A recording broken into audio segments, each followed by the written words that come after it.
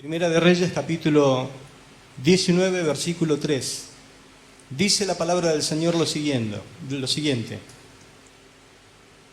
Viendo, pues, el peligro, se levantó y se fue para salvar su vida, y vino a Berseba, que está en Judá, y dejó allí a su criado.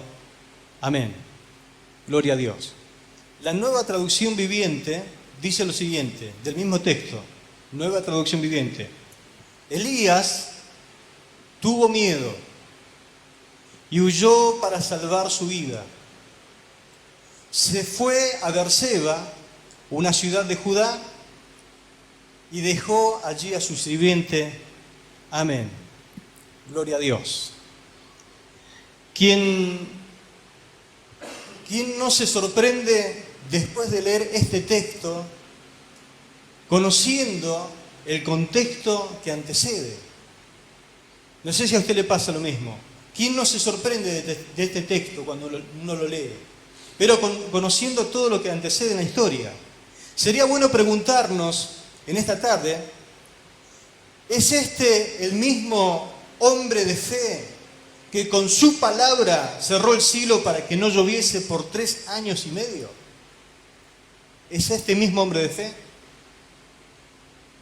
¿Es este mismo hombre de fe que fue sustentado asombrosamente por Dios en un arroyo donde los cuervos, por orden de Dios, le abastecían comida? ¿Es este mismo hombre de fe que fue alimentado por orden de Dios por una viuda, hogar donde el aceite y la harina nunca escaseó?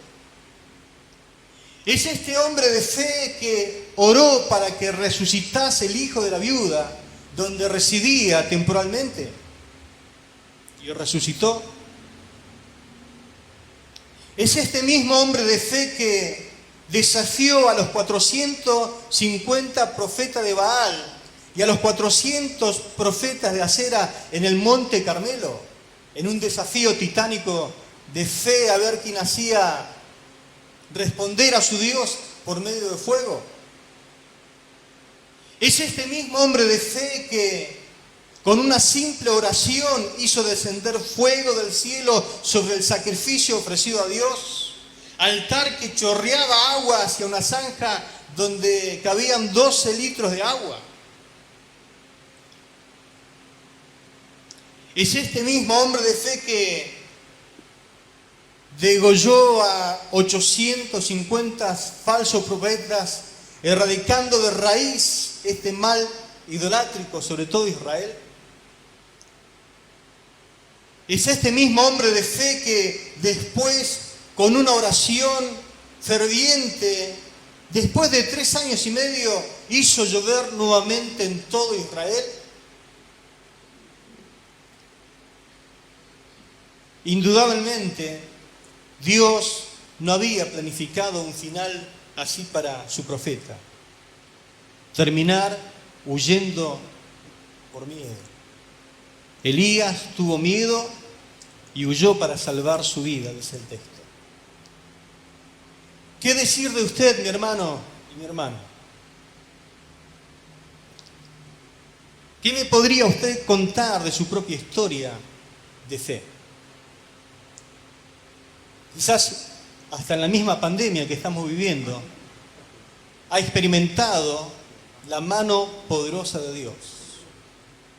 ¿Y qué de sus antiguas historias, de sanidades, de oración por los enfermos, de oración por las personas que quizás estaban poseídas por demonios? De esa respuesta maravillosa donde usted pudo experimentar el despliegue del poder de Dios sobre su vida, confirmando tu confianza absoluta en el Dios Todopoderoso. Dígame, quizás cuál fue su situación, cómo llegó a experimentar el poder de Dios y cómo está ahora, cómo se encuentra ahora gozando esa magnífica experiencia. Pero ¿qué nos enseña el texto con relación a dejarse dominar por el miedo? Que es lo que quiero en esta tarde hablarle, de ese miedo manipulador. Aprendemos en primer lugar que hay momentos donde sin darnos cuenta podemos bajar la guardia. Posiblemente este gran hombre de Dios de fe se relajó después de semejante victoria y se aflojó un poco el cinturón. Una estrategia militar consiste en atacar inmediatamente después de una gran victoria al vencedor, porque lo encontrarás celebrando indebidamente, haciendo fiesta. Contrariamente a la lógica, después de una gran victoria hay que levantar una defensa apresurada, dice la estrategia de guerra. Debes rearmarte. Por ejemplo, el Señor, en su ministerio terrenal, después de haber sanado muchos enfermos, después de haber libertado muchos endemoniados, después de haber predicado la palabra y enseñado poderosamente el Evangelio del Señor, lo vemos que Él se apartaba solo, a lugares solo, y allí oraba, dice la palabra. Seguramente allí a solas sometía al orgullo, la vanagloria, la jactancia, el engreimiento. Enemigo silencioso, pero sí que lo hay, que muchas veces pueden llevarte a una derrota seguro. O tal vez Elías, simplemente estresado por el desgaste espiritual que implicó semejante conflicto, semejante confrontación, y con las defensas bajas, ya no fue capaz de resolver la amenaza de cortarle la cabeza que le impuso Jezabel por la humillación sufrida allí en el Monte Carmelo. No supo cómo resolverlo. La valentía del profeta descendió en un instante al nivel más bajo posible y el miedo logró apoderarse de todo su ser y solo se echó a correr y a correr para salvar su vida. El miedo no lo dejó razonar coherentemente. La amenaza de esta mujer pecadora no era ni comparable con el desafío del monte, allí en el Monte Carmelo, o la misma amenaza del rey Acab, al cual enfrentó abiertamente, inculpándolo de que todo lo que sucedía en la nación era culpa suya. ¿Acaso el Dios que lo llevó desde el arroyo de Querib hasta el Monte Carmelo victoriosamente ya no lo podía guardar más? ¿Ya no lo podía cuidar más? ¿Acaso la amenaza de esta mujer a Dios lo tomó por sorpresa y ya no sabía cómo resolverlo? Pero Elías no era capaz de pensar, porque el miedo hace de que uno no pueda razonar coherentemente. Por eso te animo hoy, en esta preciosa tarde, a no dejarte manipular por el miedo. El miedo no desaprovechará la oportunidad que le brindes. Te dejará fuera de combate cuando menos los pienses y te encuentra con la guardia baja. No dudará en dejarte en vergüenza después que quizás haya sido en algún momento héroe de la fe en tu propia historia. En segundo lugar, aprendemos que la fe y el miedo nunca fueron compatibles. La fe y el miedo nunca fueron compatibles. El miedo desplaza la fe. El miedo desplaza el sentido común con el cual Dios te dotó. Te hace disparar respuestas instintivas que no poseen ninguna lógica. Si no intervenimos para ajustarnos al Señor, podemos dar por garantizado que acabaremos haciendo algo ilógico. El miedo ha producido estragos en los personajes que son parte de la historia del pueblo de Dios y que lo encontramos en la misma Biblia. Por miedo, Abraham descendió a Egipto por una hambruna y terminó en un gran conflicto, en un conflicto muy serio con Faraón. ¿Se acuerdan de esa historia? Por miedo, los hijos de Jacob le mintieron con relación al destino de José, condenando al padre a un duelo sin fin, a un duelo eterno. Por miedo a Faraón, Moisés intentó persuadir al Señor de que no lo enviara de vuelta a Egipto, pero no pudo. Por miedo, los 10 espías convencieron al pueblo de rebelarse contra Dios. E Israel anduvo 40 años dando vuelta por el desierto. Por miedo, Saúl se tomó la atribución de ofrecer un sacrificio que no le estaba permitido y arruinó su reinado.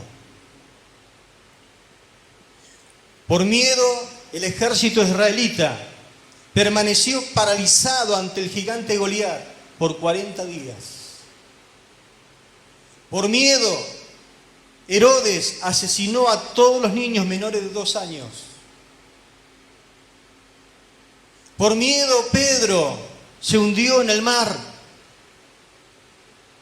Por miedo, los discípulos negaron al Señor. Por miedo, Ananías no quería ir a orar por un tal Saulo de Tarso.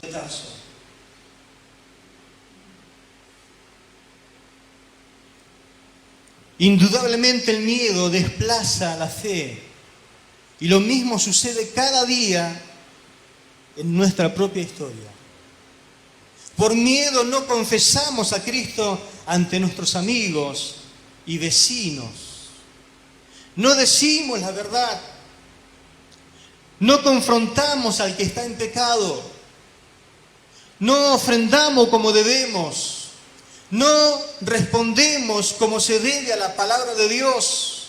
Y tampoco aceptamos el desafío que Dios nos hace a través del llamado que Él hace a nuestras vidas. El miedo es un mal consejero. El miedo es un mal amigo. El miedo te manipula como quiere.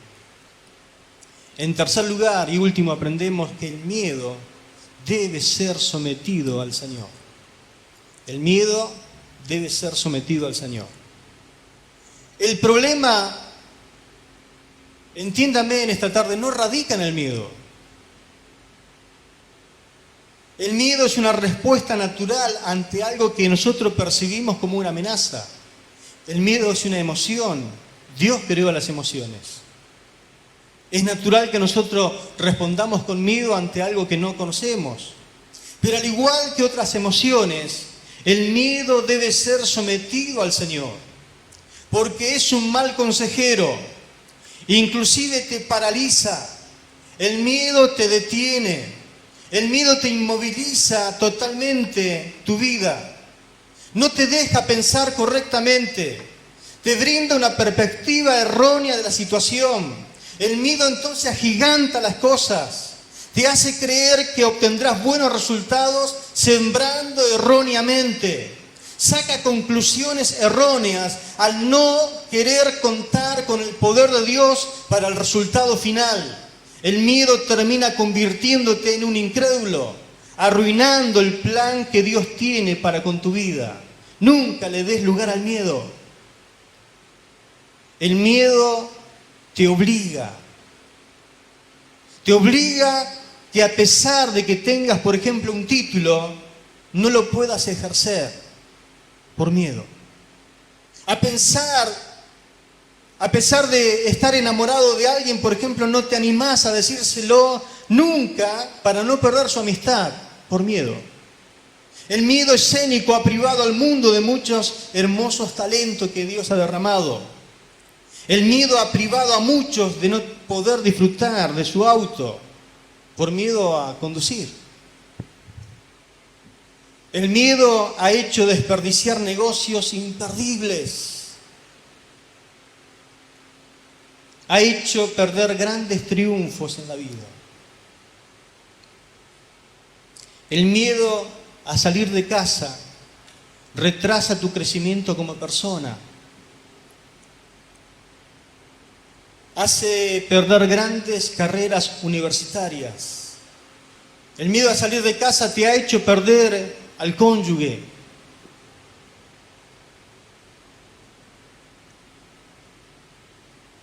Te hace cargar con responsabilidades que nunca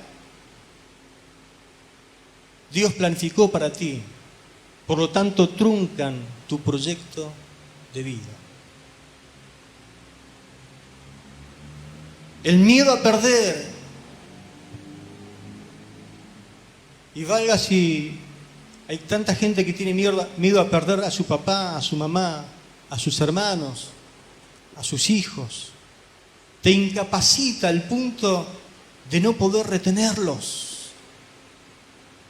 Porque no lo vas a poder retener. E inclusive tus hijos se te van a ir, sin preguntarte mucho. Y tu papá y tu mamá también se te van a ir,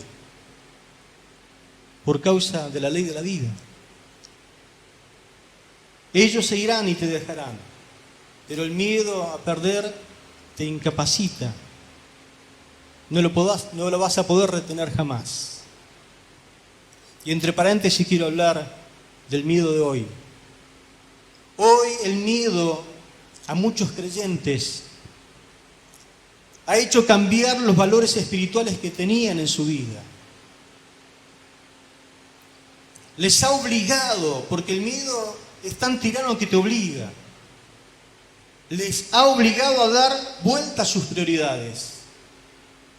El miedo te manipula si le das lugar. En una pandemia como la que vivimos, la iglesia es una necesidad primordial. Porque somos una parte física, pero también hay una parte que es espiritual. Hoy muchos por miedo al COVID-19 no se congregan cuando pueden. Y pongo entre comillas, cuando pueden. Por miedo a contagiarse. Pero siguen yendo a comprar y a trabajar normalmente. Claro, congregarse dejó de ser una prioridad para ellos, porque el miedo los manipuló y les hizo cambiar las prioridades. No se congregan para rendirle culto a Dios, pero se contagian en sus propias casas, a través de las reuniones familiares y encuentros afectivos en sus casas. Casas donde se quedaron para no contagiarse y no quieren ir al culto. Algunos que obligaron a no venir a su familia al templo por medio de contagiarse, terminaron ellos mismos contagiando a los suyos en su casa. En el templo cumplimos con todas las normas protocolares. Lo que no pasa justamente en otros lugares, como por ejemplo la casa. Encima, como frutilla del postre, cuando nos reunimos nosotros como iglesia, aquí está el Señor Todopoderoso y nos asiste con su presencia. Y el mismo Dios que adoramos, ese es el Dios que nos protege, ese es el Dios que nos guarda. Como dijo el salmista, alzaré mis ojos a los montes, ¿de dónde vendrá mi socorro? Mi socorro viene de Jehová que hizo los cielos y la tierra. Amén. Aquí adoramos a ese Dios que dice el Salmo 127, que si el Señor no vela, si el Señor no nos guarda, en vano vela la guardia, en vano está la policía en la ciudad. Si el Señor es aquel que nos guarda. Amén. Gloria al Señor. Si ese Dios es el que nos guarda y nos protege, sería muy bueno y maravilloso seguir adorándolo como siempre lo hacíamos. El mismo Señor en Getsemaní luchó por sujetar la angustia, el sufrimiento, el dolor que iba a tener en la cruz. Lo trató de someter a la voluntad del Padre. No quiero ir, no quisiera ir. Señor, Padre, cambia de planes. Habrá un plan B.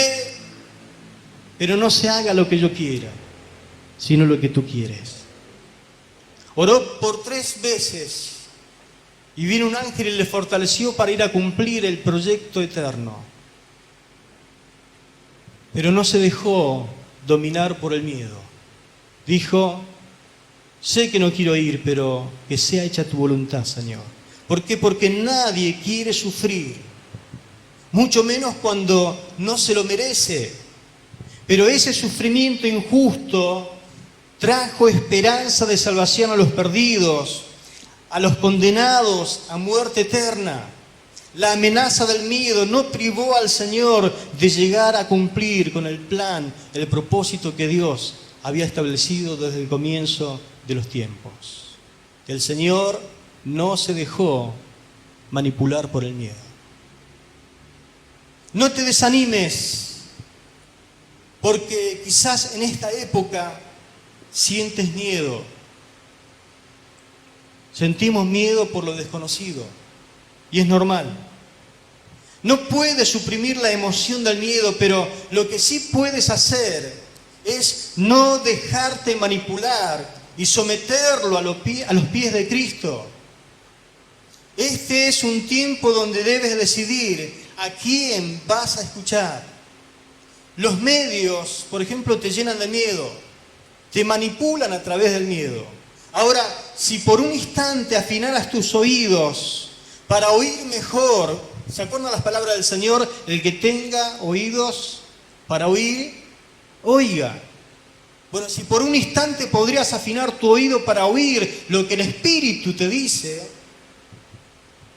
escucharías las mismas palabras que han salido constantemente a través de los siglos desde su trono de gracia, diciendo siempre lo mismo a aquellos que están afectados por el miedo. El Señor grita y le dice: no temas, porque yo estoy contigo. Él te dice: ¿por qué tienen miedo? ¿Por qué tienen tan poca fe? Tengan ánimo, yo estoy aquí, no tengan miedo. Amén. El Señor te dice: yo estoy contigo, no tengas miedo. Oremos al Señor.